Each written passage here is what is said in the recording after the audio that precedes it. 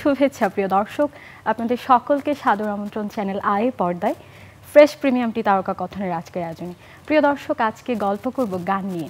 মজার ব্যাপার হচ্ছে প্রত্যেকটি গানও কিন্তু এক একটি গল্প। আর আমাদের সাথে গল্প করার উদ্দেশ্যে রয়েছেন দুজন তরুণ সঙ্গীত শিল্পী, আছেন একদম আমাদের ঘরের মেয়ে, চ্যানেল আই সেরা কণ্ঠের মৌমিতা বড়ুয়া, এবং আছেন সৈয়দ নাফিস। শুভেচ্ছা আপনাদেরকে, কেমন আছেন? ভালো আছি, আপনি কেমন আছেন? আমিও খুব ভালো আছি। শুরুতেই যদি জানতে চাই, এখন কি কাজ চলছে, কাজের ব্যস্ততা কেমন মৌমিতা আপু? কাজ বলতে আমরা যেহেতু গান গাই, গান গাওয়াটাই মেইন কাজ, স্টেজে বা সেটা টেলিভিশন শোজ হোক বা নিজেদের যেসব রেকর্ডিংয়ের নিজেদের মৌলিক গানের যেসব কাজ আছে সেগুলোই করছি। আমি প্রেমের মতন লাগে গানটা নিয়ে প্রথমে কথা বলতে চাই, যেটা 2 মাস আগে রিলিজ হয়েছে। আমিও শুনছিলাম, খুবই সুদিং লেগেছে আমার কাছে। সেটা নিয়ে যদি একটু গল্পটা শুনি শুরু থেকে। সেটা নিয়ে আমার চেয়ে মনে হয় নাফিস ভালো বলতে পারবে, আমি গেয়েছি মাত্র গানটা। না, গানের ক্ষেত্রে তো আসলে যেটা বলবো, সৃষ্টির শুরু থেকে শেষ পর্যন্ত পুরো প্রক্রিয়াতে আমার মনে হয় গানটা যে চাইছে, মানে ডিরেক্টরের জন্য আমরা বানাই, উনি যদি আমাদেরকে বোঝাতে পারেন কি দরকার, মানে আমার মনে হয় ওটা অনেক বড় একটা প্রাপ্তি আমার জন্য। অ্যাটলিস্ট আমি যখন গান বানাতে বসি, আমার জন্য সবচেয়ে অবাক করার মতো বিষয় ছিল যে আমার আর মৌমিতার পরিচয়টা সঙ্গীতের জায়গা থেকে, সেটাও অনেকটা নতুন। এবং সেখান থেকে ডিরেক্টর যিনি জাহিদ প্রীতম ভাইয়া, ওনার সাথে আমি পুরো বছর জুড়ে 3টি নাটকের কাজ করেছি। আবহ সঙ্গীতে করেছি প্রথম, বুক পকেটের গল্প, সেটাও সারা পেল। এরপরে ধারাবাহিকতায় তিলোত্তমা, তারপরে এসে ফ্রেন্ডজি এই গানের জন্য।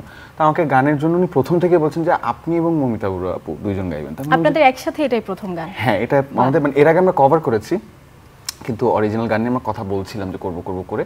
তো এই প্রজেক্টের সাথে আমার এমনিতেই ভালো লাগা ছিল, কারণ আমার সব কাছের মানুষজন আছে, আমার নিজের স্কুল বন্ধু এখানে অভিনয় করেছে। তো ওখান থেকে যখন ওর কথা বললাম, বললাম যে আমি অনেক খুশি হয়ে গেছি যে বাহ, তাহলে এই যে একটা মিউজিক্যাল বন্ডের একটা বিষয় থাকে কিন্তু, তাই না, যে গান গাওয়ার আগে একজন আরেকজনকে শিল্পী হিসেবে জানা, কমফোর্ট জোনটা এবং ক্রিয়েটিভ কমফোর্ট জোন, কিন্তু ওটা বোধহয় প্রেমের মতন লাগে করতে গিয়ে আমি মৌমিতা বড়ুয়ার সাথে সবচেয়ে বেশি পেয়েছি।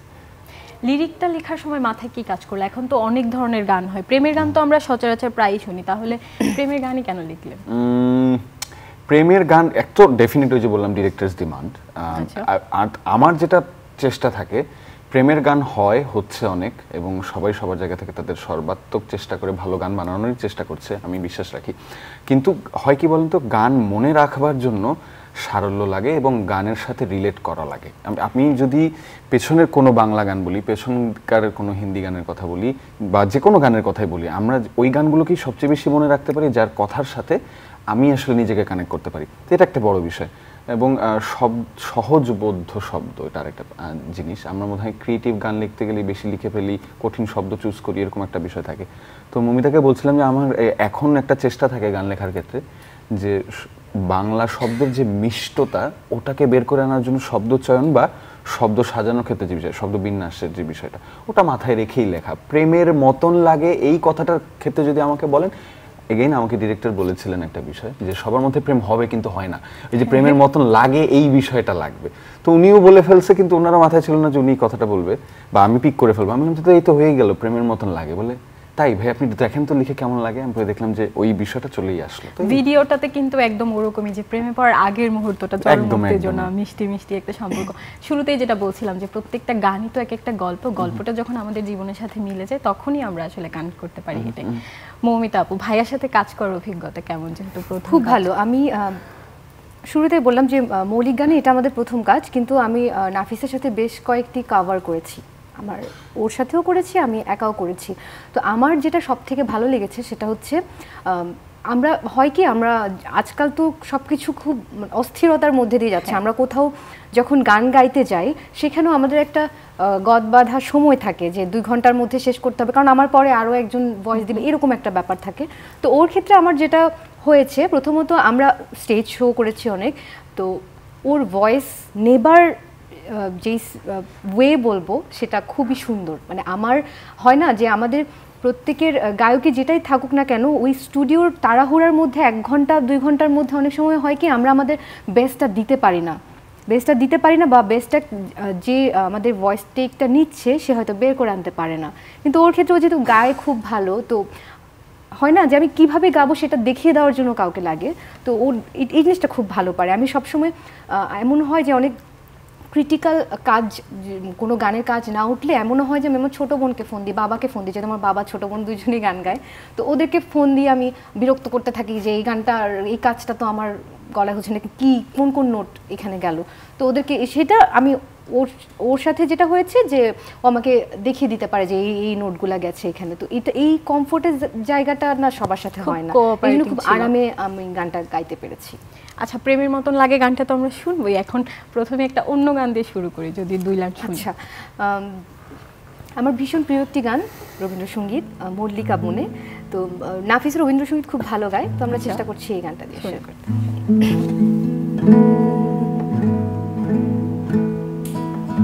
এখনো বনের গান বন্ধু হয়নি তো অবসান, তবু এখনই যাবে কে চলে।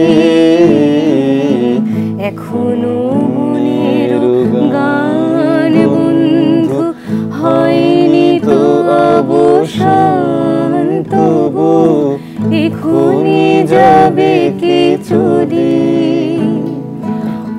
মোর করুণ মল্লিকা বনে। বাহ, চমৎকার! দুইজনের কণ্ঠই কি মিষ্টি। আগেও তো শুনেছি, এখন একদম মিউজিক ছাড়া শুধুমাত্র গিটারের টোনে খুবই খুবই সুন্দর গেয়েছেন। মৌমিতা আপুর কাছে যদি জানতে চাই, সেরা কণ্ঠে আসার বা গানের পথ চলাটা শুরু করার ব্যাপারটা কেমন ছিল, জার্নিটা, বা এখন যে জায়গায় এসে দাঁড়িয়েছেন কেমন লাগে? আমার তো একেবারে সঙ্গীতের একটা পরিবেশের মধ্যে বড় হওয়া, বলেছি বাবা আর বোন দুজনেই গান গায়। আমার বাবা তালিকাভুক্ত সঙ্গীত পরিচালক, শিল্পী, সুরকার, তো যার ফলে আমি ওরকম একটা পরিবেশের মধ্যে বড় হয়েছি। এরপর তো সেরা কণ্ঠে আসা আমার মূলত যে প্রফেশনাল জার্নিটা গানের, সেটা সেরা কণ্ঠের মাধ্যমে। কারণ প্রথম কি হতো যে আমরা বুঝতে পারতাম না যে কোন ধরনের গান গাইতে আমাদের সব থেকে বেশি ভালো লাগে। বুঝতাম হয়তো ওই ধরনের গানই গাইতাম, যে ধরনের গান পছন্দ করে দেখা যায় সে সেই ধরনের গানই গাচ্ছে।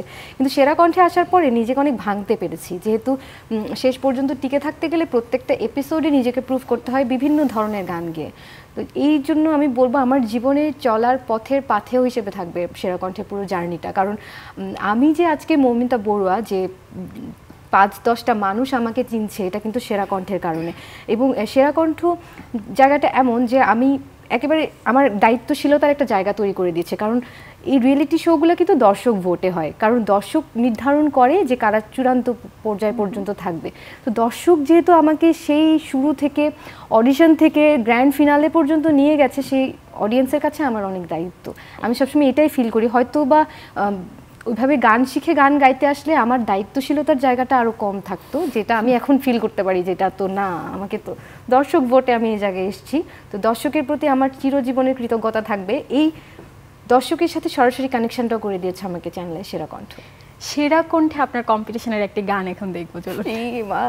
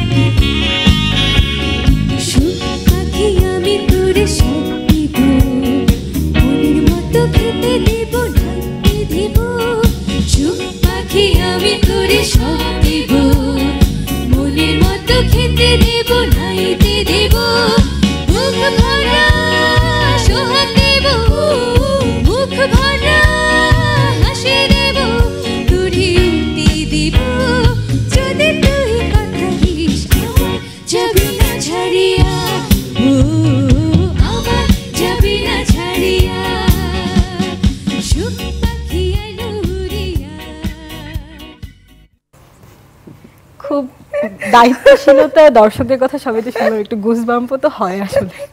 আমার কেমন লাগছে স্ক্রিনে দেখে? ভালো লাগছে, একই সাথে অনেক হাসি পাচ্ছে। না তখনকার থেকেই তো এখনকার এই গ্রোথটা। একদম ওই এপিসোডটা খুব মজার ছিল। আমাদের জাহিদ ভাই, একমাত্র মনে হয় জাহিদ ভাই সাউন্ডের আমাদের উনি ছিল ওই সময়। তো মানে এই মুহূর্তে উনি হয়তো শুনছে, যাই হোক ওই সময় হয়েছে কি আমার ড্রেসের সাথে আমার ব্রেসলেট লেগে একটা মানে ওই মুহূর্তে আমি আর খুলে ছাড়াতে পারছি না, ওটা লেগে গেছে মাইক্রোফোন এখানে আর এটা লেগে গেছে। খুব লাকিলি সেদিন ওই যে ক্যামেরার ব্যাটারির চার্জ শেষ হয়ে যাওয়া তো ওটা বন্ধ হয়ে গেছে। তো অনেক কষ্টে আমি ওই ফাঁকে ছুটি আবার প্রথম থেকে গানটা শুরু করতে হয়েছিল। না আমার এখনো মনে পড়ে যে আমার যদি ওই জিনিসটা না ছুটতো আবার কি হতো, কিছুই হতো না, ওভাবেই গানটা গেল। নাফিস ভাই আপনার গানের পথ চলাটা যদি জানতে চাই, কিভাবে শুরু? আসলে এটাও চ্যানেল আই, এটাই হচ্ছে মজার একটা জায়গা। আসলে আমার শুরুটা যদিও সত্যি কথা বলতে একদম আমি যখন ক্লাস 9-এ পড়ি তখন আমার প্রথম লেখা শুরু করা 5টা গান দিয়ে আমার অ্যালবাম বেরোয়। তো ওইটা বোধহয় আমার জন্য অনেক বড় একটা কিক স্টার্ট, কারণ আমি বরাবরই ভালো ছাত্র ছিলাম। তো দেখা যাচ্ছে পড়াশোনার সাথেই সিরিয়াস থাকতে হবে, ওই ব্যাপারটা ছিল। তো বাবা মাকে ওই একটা টোটকা দিয়ে আসা যে আমি ভালো রেজাল্ট করব, তুমি আমাকে এটা করতে দাও বলে বেরিয়ে আসা। তো ওই এক্সপেরিমেন্ট থেকে পথ চলতে চলতে 2016-তে এসে আমি যখন মিউজিক্যাল প্রিমিয়ার লিগ নামে 7 আপ মিউজিক্যাল প্রিমিয়ার লিগ, সেটা চ্যানেলের সাথে। তো আমার এখানেও আগে থেকেই অনেকজন পরিচিত ছিল। আমাদের যিনি হোস্ট ছিলেন সেখানে শান্ত ভাই, বিটবাক্স, উনি বিটবক্সিং করে। তো উনি বললো যে নাফিস তুমি প্লিজ অডিশন দাও। আমি বললাম যে ঠিক আছে ভাইয়া আমি দিচ্ছি। তখন আমি একটা রেডিও স্টেশনে আরজি হিসেবে জবও করছি। সো সময় মিলিয়ে যখন অডিশন দিতে আসলাম, আমার এখনও মনে আছে ফার্স্ট রাউন্ডে আই ওয়াজ কিকড আউট, মানে প্রাইমারি রাউন্ডে। কারণ গান পছন্দ হয়নি ওনার। আমি যে গানটা গেয়েছি, গান গাইতে পারি কি পারি না ওটা বিষয় ছিল না। আমি এত সরল মনের মানুষ, আমি চলে যাবো এরকম একটা ব্যাপার।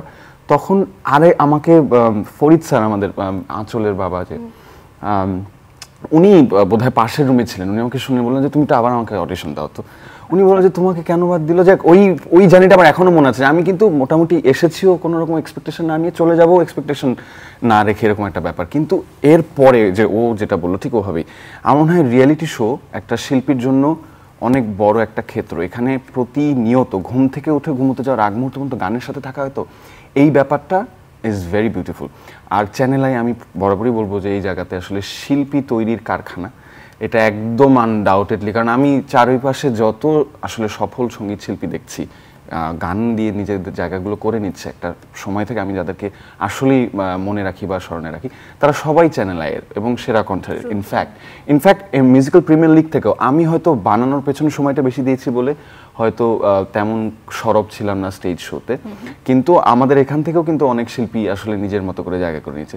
তো ইট ওয়াজ আ বিউটিফুল এক্সপিরিয়েন্স। সবচেয়ে বড় বিউটিফুল এক্সপিরিয়েন্স এটাই ছিল যে আসলে জাজ প্যানেলে পার্থ বড়ুয়া স্যার, বাপ্পা মজুমদার স্যার এবং শাকিলা জাফর ম্যামকে পাওয়া এবং তাদের সামনে গান গাওয়াটাও তো আসলে একটা ভয়ের ব্যাপার। আমি জানি না মমিতা কিভাবে এত বড় বড় শিল্পীদের সামনে গান গাইতে এত সাবলীল ভাবে, আমার জন্য অনেক অভ্যাস হয়ে গেছিল। ওই তো বললাম না, আমরা তো সবাই ওই দর্শকদের কাছে একটা দায়িত্বশীলতার জায়গা। যখন আমরা প্রথমে অডিশনে তো দর্শকের ইস্যু থাকে না, ঠিক যখন থেকে এসএমএসটা শুরু হয়ে যায় তখন থেকে কিন্তু আমরা যারা মোটামুটি মানে আমাদের যাদের জার্নিটা গ্র্যান্ড ফিনালে পর্যন্ত, তাদের কিন্তু অনেক বেগ পোহাতে হয়েছে। কারণ এটা এই যে 7-8 মাসের একটা জার্নি থাকে, সেখানে আমাদের গলা খারাপ থাকতে পারে, অসুস্থ হতে পারি, খাওয়া দাওয়া ম্যাচ করতে না পারে, কারণ পুরো একটা ভিন্ন পরিবেশে আমরা এই চ্যানেলের প্রত্যেকটা তো ওভাবেই চলে। তবে একটা জিনিস খুব ভালো লাগে যে আমরা তো এই পর্যায়ে এসে আমরা বিভিন্ন জায়গায় যাচ্ছি, বিভিন্ন চ্যানেলে, ঢাকার বিভিন্ন জায়গা বা ঢাকার বাইরে, দেশের বাইরে, কিন্তু আমার সবসময় ভালো লাগে চ্যানেলের প্রত্যেকটা আনাজ কানাজ, কোথায় ওয়াশরুম, কোথায় কি, সব আমি চিনি।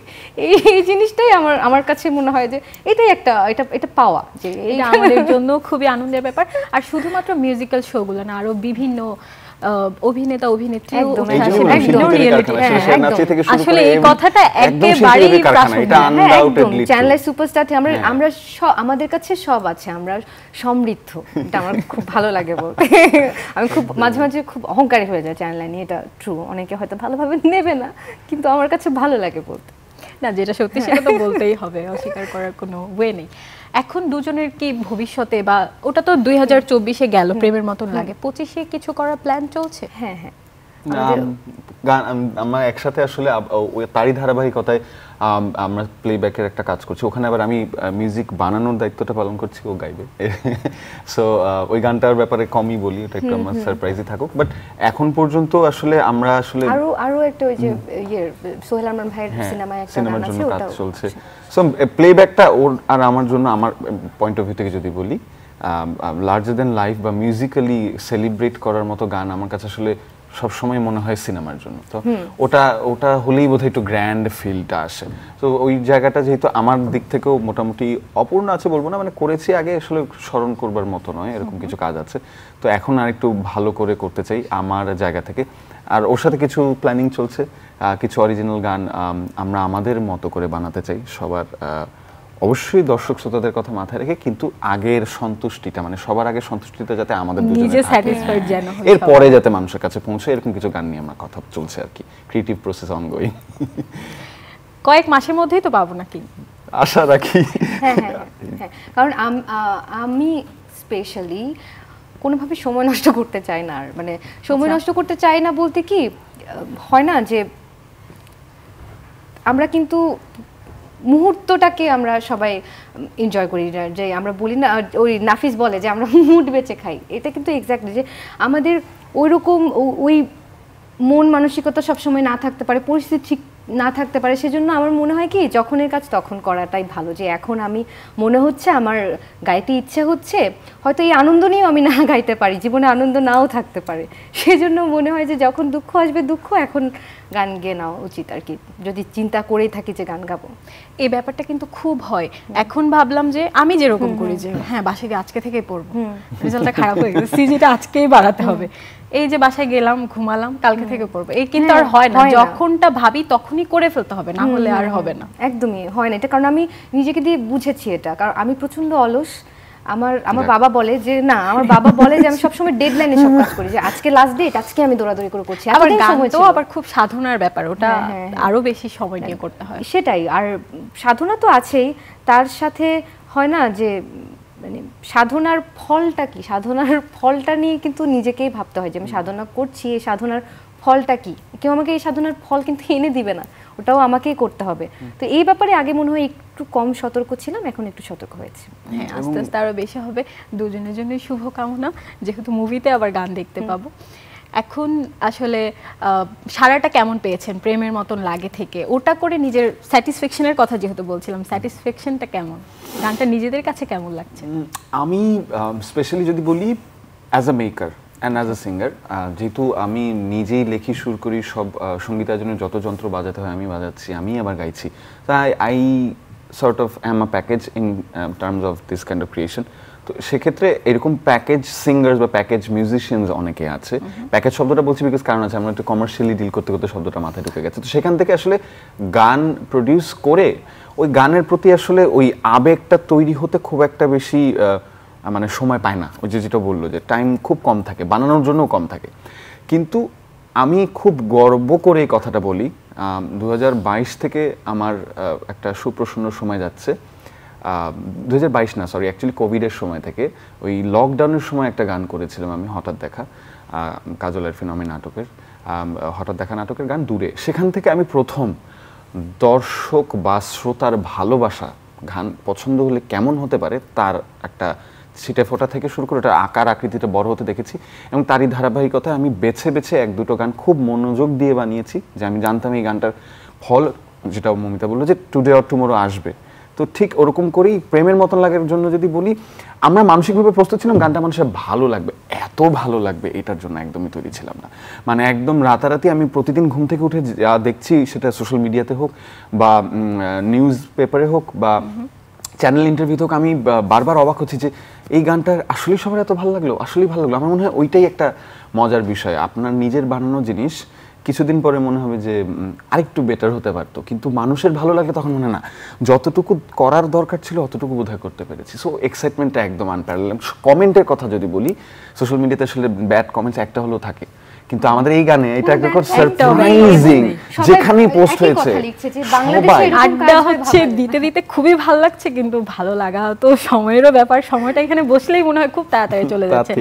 আশা করছি দর্শকরাও প্রেমের মতো লাগে গানটি, যারা শোনেননি তারা শুনবেন। এখন আমরা গানটি শুনতে শুনতে বিদায় নেব। একদম একটু 2 লাইন যদি খালি গলায় শুনি, তারপর ওখানে শুনছি।